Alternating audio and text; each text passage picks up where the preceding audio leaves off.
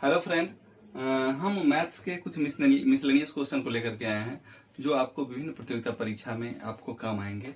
जैसे आप सीटेट का एग्जाम दे रहे हैं, केवीएस का एग्जाम दे रहे हैं, एसएससी जीडी का एग्जाम दे रहे हैं, एसएससी सीजीएल का एग्जाम दे रहे हैं। इस सारे परीक्षाओं में ये कॉमन क्वेश्चन होते हैं और ये स्पेशली वैसे सीटेट के लिए तैयार किया गया है इस प्रश्नों को। तो चलिए हम पहला प्रश्न देखते हैं। विमल ने कैंडी के पैकेट से 1/3 जॉन को 1/4 राधा को 1/5 सुषमा तथा 1/6 भाग मीकू को देने के बाद शेष 1/6 कैंडी स्वयं खा ली, तो कुल कितने कैंडी थे? अभी आप देखिए यहाँ पर है 1/3 उसने किसको दिया? जॉन को। 1/4 उसने किसको दिया? राधा को। इसके बाद देखिए 1/5 उसने किसको दिया? सुषमा को। और फिर 1/6 किसको दिया उसने? मीकू को। और जो शेष बचा उसने वो खुद खा लिया। तो एक चीज मैं आपको बताऊंगा, या तो आप इसको क्या करें, जो साधारण हमारा नियम है भिन्न का जोड़, उस आधार पे करें, या हमने एक पी वैल्यू वाला रूल बताया था। आप देखेंगे परसेंटेज का एक मेरा वीडियो है, उस वीडियो में पी वैल्यू पे जाएंगे आप, तो आपको मैं बताना चाहूंगा कि ये दोनों मिलाकर के होता है 1/2 अर्थात 50 पैसा।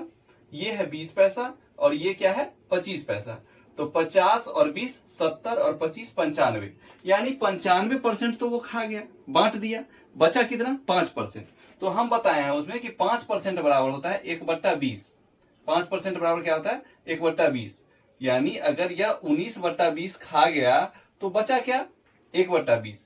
तो 1/20 जो कि वह उसने स्वयं खाया, तो 1/20 बराबर वो कितना खाया था? 6 खाया था। अर्थात 1 बराबर कितना हो जाएगा? 20 को 6 से गुना कर देंगे, अर्थात 120 उसका आंसर हो गया। यानी कैंडी में के पैकेट में कुल कितने कैंडी थे? 120 कैंडी थे। अगला क्वेश्चन देखते हैं। 6 और 7 का एलसीएम x तथा y के एलसीएम का आधा है। अभी आप देखिए 6 और 7 का एलसीएम, 6 और 7 का जब आप एलसीएम लेंगे तो क्या हो जाएगा आपको? 42। और वो ये कह रहा है कि x और y के एलसीएम का ये आधा है। क्या? ये 42। इसका मतलब क्या है कि x और y का एलसीएम कितना है? 84। अब आप देखिए कह रहा है कि यदि x बराबर 12, x का वैल्यू उसने बता दिया 12, तो y का वैल्यू क्या है? बस इसका सिंपल बात है कि आप 12 को जिससे गुना करें और 84 आ जाए, यानी 12 को किससे गुना करेंगे? 7 से गुना करेंगे तो 84 आ जाएगा। तो ये y का वैल्यू क्या हो जाएगा? 7 हो जाएगा। समझ में आ गया आपको? कह रहा है सुबह 6 बजे से दोपहर 3 बजे तक घंटे की सुई कितने अंश का कोण बनाएगी? पिछले किसी वीडियो में मैंने आपको बताया था कि ये पूरा जो घड़ी होता है वो 360 डिग्री का होता है। तो 12 घंटा जब 360 डिग्री का होता है तो 1 घंटा कितने डिग्री का होगा? 360 डिवाइडेड बाई 12 यानी 30 डिग्री का। अब वो कह रहा है सुबह 6 बजे से दोपहर 3 बजे। अब आप बताइए कि रेलवे की घड़ी में 3 बजे दोपहर के 3 बजे को क्या बोलते हैं? 15 बजे। तो 15 बजे में से 6 बजे घटा देंगे तो कुल कितना घंटा हो गया? 9 घंटा हो गया। तो 9 घंटा हो गया और 1 घंटा में वह कितने डिग्री का कोण बनाता है? 30 डिग्री का कोण बनाता है। तो पूरे 9 घंटे में कितना? 270 डिग्री का कोण बनाएगा। इसको आप ऐसे बना सकते हैं। वैसे रेलवे के घड़ी का यहाँ कोई मतलब नहीं है, आप ऐसे भी कर सकते हैं। 6 बजे सुबह से 6 बजे के 12 बजे दोपहर तक 6 घंटा हो गया और 3 बजे दिन यानी 9 घंटा हो गया। अगला क्वेश्चन है, भाजक भागफल का 5 गुना और शेषफल का 4 गुना हो, यदि शेषफल 5 हो तो भाज्य क्या है? अभी आपको मैं बताऊं कि भाज्य का फॉर्मूला क्या होता है। जब आपको भाज्य निकालना हो, भाज्य बराबर होता है, क्या होता है भाज्य बराबर? भाजक गुने क्या? भागफल। भाजक गुने भागफल और प्लस शेषफल। अभी आप इसको बहुत ही आसानी से बना सकते हैं। जैसा जैसे जो बोल रहा है वो आप कर देना है। क्या कह रहा है? शेषफल क्या है? 5 है। तो आप यहां पर लिख सकते हैं प्लस की जगह पर 5। अब क्या कह रहा है कि भाजक जो है वो भागफल का 5 गुना और शेषफल का 4 गुना है। तो भाजक कितना है? शेषफल का 4 गुना है। तो शेषफल का 4 गुना है क्या? शेषफल क्या है? 5, इसका 4 गुना, यानी भाजक क्या है हमारा? 20। अब आप भागफल निकालना है और भागफल के बारे में क्या कह रहा है वो? और भागफल का 5 गुना है। ये जो है भाजक वो भागफल का 5 गुना है, यानी इसको 5 से डिवाइड कर देंगे तो हमको क्या आ जाएगा? भागफल, यानी 4। समझ में आ गया? यानी 20 चौक 80 और 5 85। तो आपका आंसर हो गया 85। समझ में आया?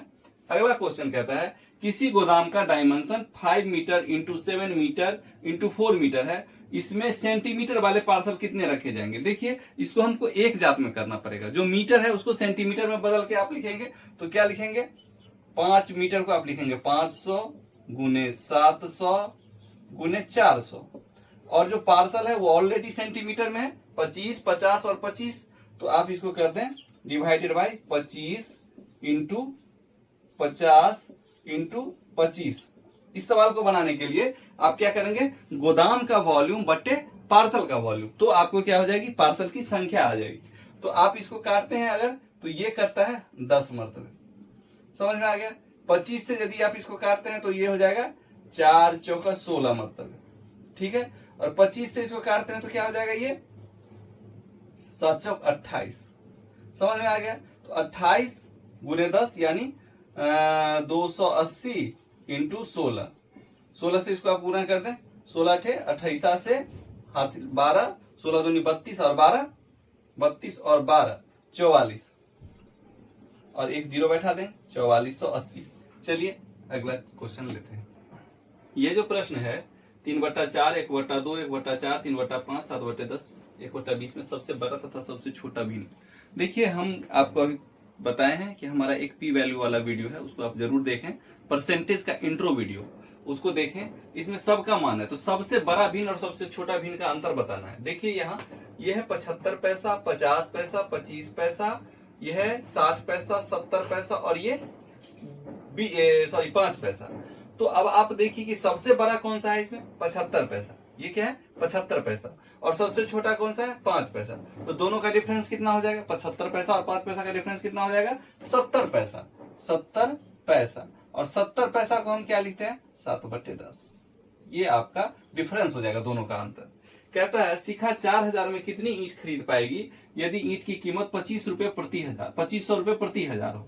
तो देखिए इसको बनाने के लिए आपको क्या करना है, 1000 ईंटा का मूल्य 2500 रुपया है, तो आप क्या करेंगे 1000 डिवाइडेड बाय 2500, और उसको कितने पैसे हैं उसके पास, 4000 रुपया है। तो आप क्या करेंगे, इसको 2 जीरो से ये 2 जीरो को हटा दें, और ये बचा आपका 25, 25 चौका 100, यानी 40 गुने 40, यानी वो कितना 1600 ईंट खरीद पाएगी। अगला क्वेश्चन है इतना में से कितना घटा दें कि परिणाम ये हो। बस इसका तो वही होता है कि परिणाम निकालने के लिए हम घटाने के लिए कर रहा है उसी को घटा देंगे। तो क्या है 5 बार 9 है, इसमें से आपको क्या घटा 90 90 9 90 90 और 9, ये हो जाएगा 0 9 0 9, यानी 90 90 घटा देंगे तो परिणाम हमारा ये होगा। कह रहा है कि भिन्न 3/15 और 7/20 का योग निकालें। देखिए आप 3/15 का मतलब क्या हो गया, 3/15 इसको काट सकते हैं आप, तो 3×5 = 1/5 हो जाएगा, 1/5, और 7/12 का योग निकालने को बोलता है। तो आप या तो इसको आप जो कॉमन आपका जो भिन्न का जोड़ का मेथड है उससे कर सकते हैं, अन्यथा हमने जो बताया है क्या करेंगे, 5 को 7 से गुना करेंगे तो हो जाएगा 35, और 12 को 1 से गुना करेंगे तो 12, ऊपर में दोनों को जोड़ देंगे तो 35 और 12 कितना हो जाएगा 47, और नीचे वाला 5 गुने 12 को गुना कर देंगे यानी हो जाएगा 60। समझ में आया। अगला क्वेश्चन कह रहा है 500 लीटर के पानी के टैंक से 250 मिलीलीटर वाले कितने बोतल भरे जा सकते हैं। अब 500 लीटर के पानी का टैंक है और बोतल भरना है 2 मिलीलीटर वाले में, तो पहले लीटर को आप क्या बदलेंगे, मिलीलीटर में बदलेंगे। तो आपका क्या है 500, और आपको पता है कि 1 लीटर बराबर क्या होता है 1000 मिलीलीटर, ठीक है। और आपको बोतल का साइज, बोतल का जो वॉल्यूम है कितना है 250 मिलीलीटर है, तो 250 से इसको आपको डिवाइड कर देना है। तो 250 से इसको काटेंगे तो क्या मतलब 2 मरतबे कटेगा, यानी आप 1000 गुनी 2000 छोटे छोटे बोतल आप भर सकते हैं। अगला कह रहा है अधिकतम क्षेत्रफल कौन सा है। देखिए आप इसको देखिए, आप गुना करें इसको तो क्या हो जाएगा 600 मीटर स्क्वायर इसका क्षेत्रफल हो गया। इसको करें, आपको हमने एक बताया था सेम एंड 10 रूल, तो सेम एंड 23 गुने 27 में क्या है दहाई इसका समान है और इकाई का योग 10 हो रहा है। तो सेम एंड 10 रूल में हमने क्या बताया था, इकाई गुने इकाई करते हैं तो 21 हो जाएगा, और दहाई का स्क्वायर प्लस दहाई, तो दहाई का स्क्वायर क्या हो जाएगा 4 और 2 6, तो ये हो जाएगा 621 मीटर स्क्वायर। इसका करेंगे ये भी सेम एंड 10 रूल में आ जाएगा, तो 6 चौक 24, और इसके बाद क्या हो जाएगा 2 दूनी 4 और 2 6, 624 मीटर स्क्वायर। और अगला है 25 गुने 25, यानी 25 का आपको स्क्वायर पता ही है, 625 मीटर स्क्वायर। तो सबसे बड़ा आपको कौन दिख रहा है? ये 600 है, ये 621 है, ये 624 है, ये 625 है, यानी सबसे बड़ा क्या है? 25 × 25 मीटर जो है सो सबसे बड़ा क्षेत्रफल है। चलिए अगला प्रश्न है, 8 सेंटीमीटर और 6 सेंटीमीटर का आयत बनाने के लिए 2 सेंटीमीटर भुजा वाले कितने वर्ग की आवश्यकता होगी? आपको आपका एरिया क्या है? आयत का एरिया क्या है? 8 × 6, तो लिख देंगे एरिया, इसका एरिया, आयत का एरिया। और अब उसमें वर्ग डालना है, तो वर्ग का एरिया क्या होगा? 2 सेंटीमीटर भुजा है तो 2 × 2, इसी से विभाजित कर देंगे तो वर्ग की संख्या निकल जाएगी। तो 2 दूनी 4 दूनी 8, यानी आपको 12 वैसे वर्ग की आवश्यकता होगी। अगला सवाल है, मोबाइल या कैलकुलेटर पर दिए गए सभी अंकों का गुना करने पर क्या प्राप्त होगा? तो आप इसको कर दें 0, चूंकि इसमें 0 से लेकर के और 9 तक की संख्याएं होती है और एक संख्या तो 0 है। यदि एक संख्या 0 है तो कितना भी गुना कर दे तो उसका परिणाम क्या आने वाला है? 0।